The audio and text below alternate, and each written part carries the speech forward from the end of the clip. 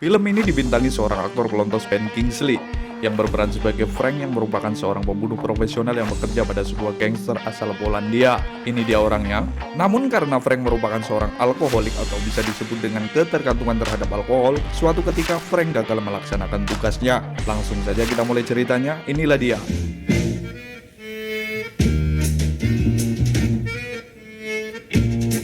Kisah diawali dengan memperlihatkan Frank yang sedang membersihkan teras rumahnya yang dipenuhi dengan salju, yang di setiap memulai pekerjaannya, Frank pun selalu mengawalinya dengan menenggak alkohol.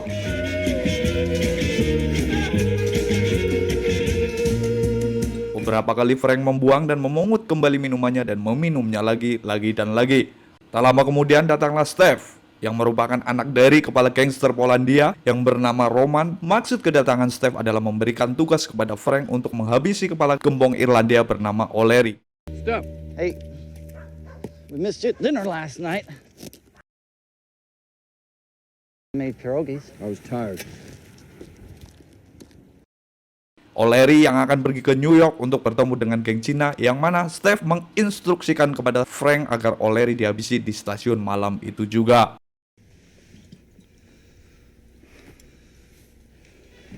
Just make sure O'Leary doesn't get on that train. Malam pun tiba. Sembari menunggu munculnya O'Leary di stasiun, Frank di dalam mobilnya kembali menenggak alkoholnya. Sialnya, karena terlalu banyak minum, Frank malah justru mabuk hingga tertidur pulas tanpa mengetahui kedatangan O'Leary.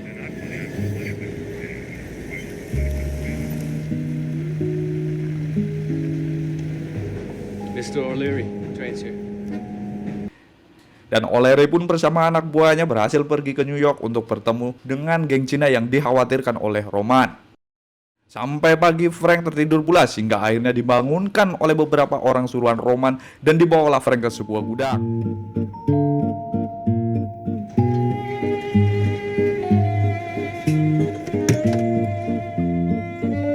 Tak lama kemudian Roman, Steve, dan anak buahnya pun datang langsung memarahi Frank atas kecerobohan yang telah ia lakukan.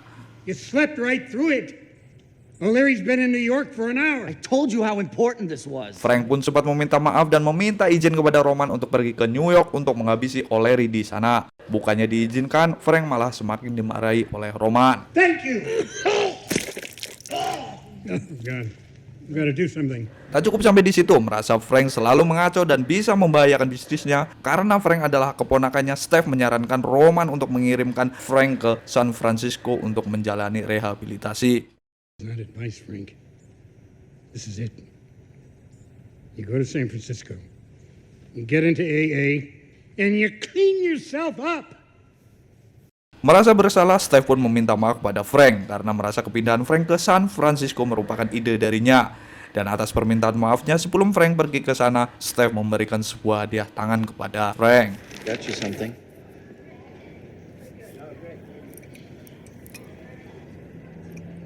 Sesampainya di sana, Frank tinggal di sebuah apartemen yang sudah disiapkan oleh anak buah Roman yang berada di sana.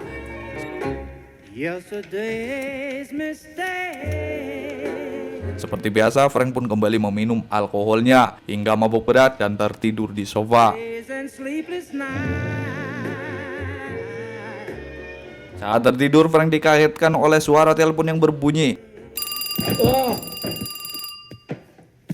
Frank pun mengangkatnya dan ternyata suara dalam telepon tersebut hanya menginstruksikan Frank untuk datang ke sebuah tempat pada jam 7 malam. Burien 28th, 7 p.m. Be there.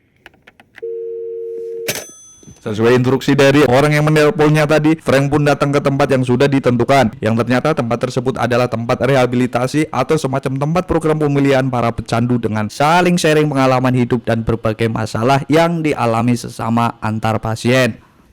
I'm Janet and I'm an alcoholic and I just moved up from LA. Merasa aneh karena belum terbiasa dengan kegiatan tersebut, Frank pun memutuskan untuk pulang lebih awal. Tapi tiba-tiba di luar ada orang yang menegurnya. Leave kind of early, don't you think? Who the hell are you? Merasa tidak suka dengan ucapan orang tersebut, tanpa basa-basi pun Frank langsung memukulnya. Drink? 'Cause you've got a drinking problem. Yang ternyata orang tersebut adalah Dave, orang yang menelponnya tadi, dan merupakan anak buah Roman yang ditugaskan untuk mengawasi Frank selama di Francisco. Dave juga mengancam Frank akan mengadukan ke Roman jika Frank tidak menuruti segala perintahnya. Shit. I'll see you in the morning. For what? Work.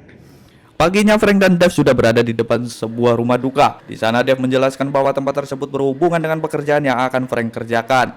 Dan ternyata pekerjaan tersebut adalah sebagai perias mayat. Where do you live? Oh, Pacific Heights. Dave langsung mengenalkan Frank kepada Doris dan menjelaskan kepada Doris bahwa Frank akan bekerja membantunya di tempat tersebut. Beralih ke sisi lain, Roman bertemu dengan O'Leary yang membicarakan bisnisnya. O'Leary menyarankan agar bisnis tersebut diserahkan kepada O'Leary dan Roman bekerja di bawah tangannya. Namun Roman menolaknya karena bisnis tersebut adalah bisnis lama dan merupakan satu-satunya bisnis yang ia miliki di kota tersebut. Would you please spare me that GI diary bullshit? Kembali lagi ke Frank, di hari pertamanya ia bekerja merias mayat, ia dikagetkan dengan kedatangan wanita yang berpara cantik dengan membawa sepasang sepatu. Hey, are you Frank? That's me. Doris said you could help me. I'm not following. I'm Laurel Pearson. I'm looking for my stepfather. Yang ternyata wanita tersebut adalah anak tiri dari mayat laki-laki yang sedang Frank I tangani. need to change his shoes. We do. Yep. Mom wanted him buried in his favorite shoes. Laurel meminta Frank untuk mengganti sepatu ayah tirinya dengan sepatu favoritnya atas permintaan dari ibu Laurel. Laurel pun tersenyum mengizinkan, lantas pergi meninggalkannya. Might have to break his toes. Whatever gets the job done. Scene berganti ke rumah duka. Di sana Frank kembali bertemu dengan Laurel dan sejak saat itulah Frank mulai tertarik padanya. He looks real nice. Good job. Thanks. Beberapa hari kemudian seperti biasa Frank menjalani rutinitasnya. Di rumah duka sedang ada yang akan dimakamkan. Seorang kakek pun memuji atas hasil pekerjaan yang Frank lakukan. Kakek tersebut juga sempat berkenalan dengan Frank. Kakek menawarkan minum pada Frank untuk bersulang, tetapi Frank menolaknya secara halus karena Frank sedang menjalani rehabilitasi untuk berhenti sebagai seorang alkoholik. Fitzgerald. Frank Palanchuk. Patrick gave us my wife's brother. Kakek pun sempat tertawa sambil mengejeknya bahwa ia juga pernah melakukannya tetapi gagal. For fuck's sake, I'm talking about Patrick. That's what this party's all about. Sending him on his way. Thank you. Really. Lantas kakek tersebut memanggil istri dan teman-temannya untuk merayu Frank agar dia mau minum bersama. To Patrick! May neighbors respect you, troubles neglect you, the angels... Frank pun akhirnya tidak bisa menolak tawaran dari orang-orang tersebut. Nostrovia.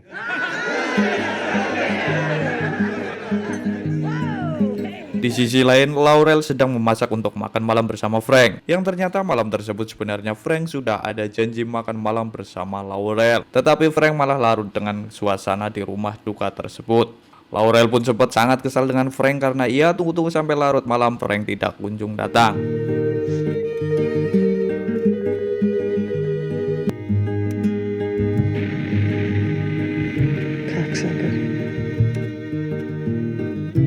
Singkat cerita, dengan keadaan kacau, akhirnya Frank pun tetap datang menemui Laurel. Dengan nada kesal, Laurel pun nampak kecewa terhadap Frank yang tidak memenuhi janjinya.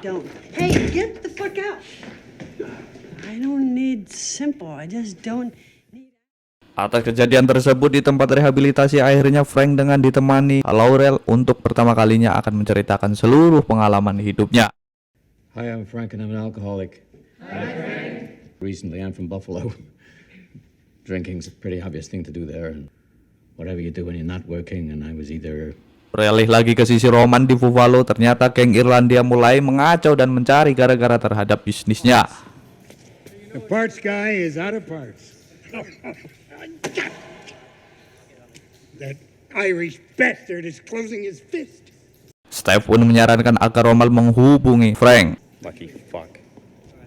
Sementara itu Frank sedang bermain bowling bersama Laurel dan sambil menceritakan salah satu pembunuhan yang telah Frank lakukan. Lanjut, Frank mengajak Laurel ke apartemennya. Sesampainya di apartemen, Frank pun langsung menawari Laurel minum. Tapi alih-alih ngopi bersama, Laurel malah mendekati Frank dan dilanjutkan dengan tidur bersama. Why are you so nervous? Coffee. I like older men. Why? Because you're done experimenting. The other thing. Nobody's perfect, Frank. Keesokan paginya, Laurel terbangun dan langsung menyapa Frank yang sedang duduk di meja kerjanya, yang sedang memikirkan kekurangannya dalam membunuh targetnya. My shortcomings? Women don't even pay attention to that. I'm talking about this. Frank pun menunjukkan kepada Laurel beberapa korban yang ia bunuh dengan cara yang buruk. People I've killed badly because I was drunk. This is your whole precision thing? Yeah. Di Buffalo ternyata perseteruan antara Roman dan O'Leary semakin serius, hingga akhirnya rumah Roman sudah dikepung oleh O'Leary dan beberapa anak buahnya. Di dalam rumah, Roman meminta bertukar senjata dengan Steph, dan saat Steph mengecek ruang bawah tanah, tiba-tiba dari belakang Steph dipukul gagang senjata oleh Roman.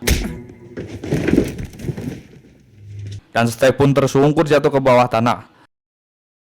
Kemudian Roman bergegas ke depan dengan memegang senjata sambil duduk di depan pintu, hingga akhirnya Roman menyuruh anak buahnya untuk membuka pintu tersebut.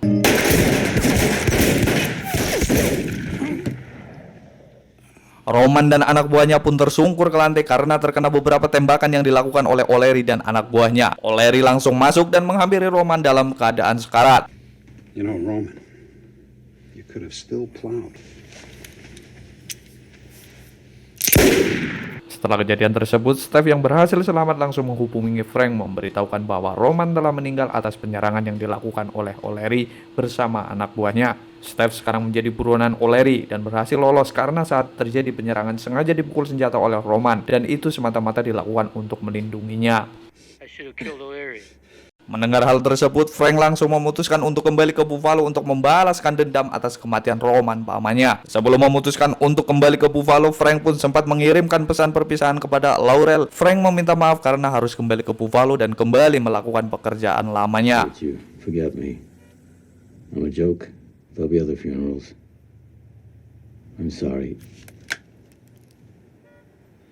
Sesampainya bandara dengan diantar oleh Tom, Frank sempat memberikan sebuah pistol kepada Tom karena di dalam pesawat tidak mungkin Frank boleh membawa senjata tersebut. What am I supposed to do with it? Kill bad guys.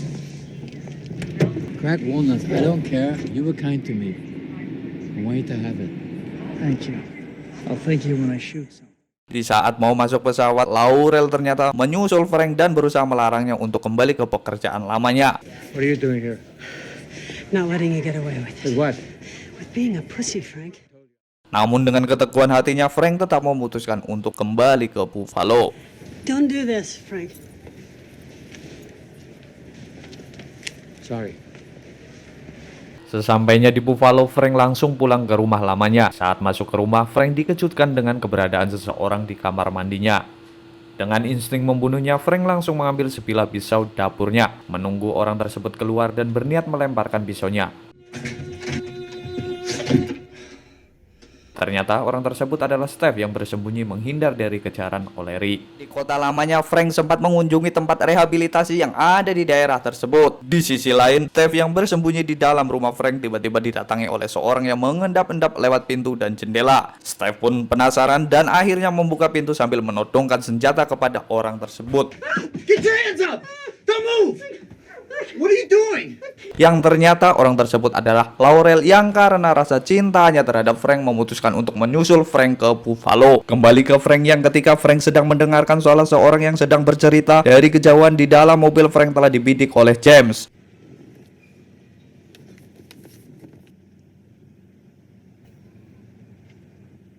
Secara kebetulan orang yang bercerita di depan meminta agar seseorang membantu menutup tirai jendelanya. Dengan senang hati pun Frank yang melakukannya. Alhasil James pun gagal menembak Frank karena saat James akan menarik pelatuknya, tirai jendela tersebut tertutup dan bidikannya terhalang oleh tirai tersebut. Shit. Thanks. No problem. Frank pun mendapat giliran untuk berbagi kisah pengalamannya. James pun nekat masuk ke dalam demi menyelesaikan misinya. A few months away, sorting out my life, that type of thing. I've had a rough time. Tetapi beberapa saat kemudian Frank justru dikejutkan dengan datangnya Laurel yang Frank sendiri pun tidak mengetahui kalau ternyata Laurel datang ke Buffalo untuk menyusulnya. People I care about, a person I care about. Hi. Hey. Di saat Frank yang sedang bercerita sambil mengungkapkan perasaan terhadap Laurel yang sebenarnya, tanpa disengaja Laurel melihat sepucuk senjata yang sedang diarahkan ke arah Frank. Tak berpikir lama, Laurel langsung mengambil sebuah pisau pemotong roti yang ada di dekatnya. I love you too, Frank. Berkat sedikit keahlian yang Frank ajarkan di Francisco, Laurel pun langsung meringkus anak buah O'Leary tersebut. Hari berikutnya, O'Leary dan satu anak buahnya pergi ke sebuah bar, berharap James yang disuruh menghabisi Frank telah ada di sana. Tapi ternyata di bar tersebut mereka dijebak oleh Frank dan Laurel. Frank dan Laurel langsung menodongkan senjata ke arah mereka berdua.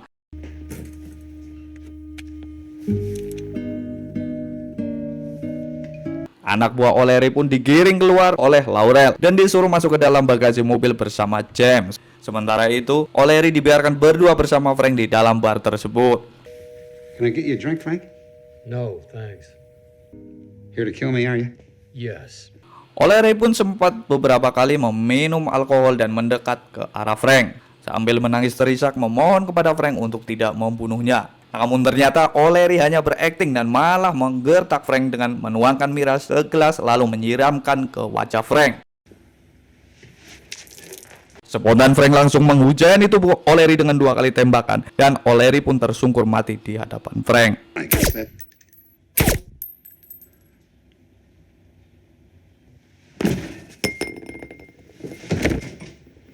Tepat 1 tahun Frank bersih dari alkohol, Frank ditemani oleh Steve, Tom, dan Laurel mengunjungi pusat rehabilitasi lamanya di Francisco dan merayakannya di sana.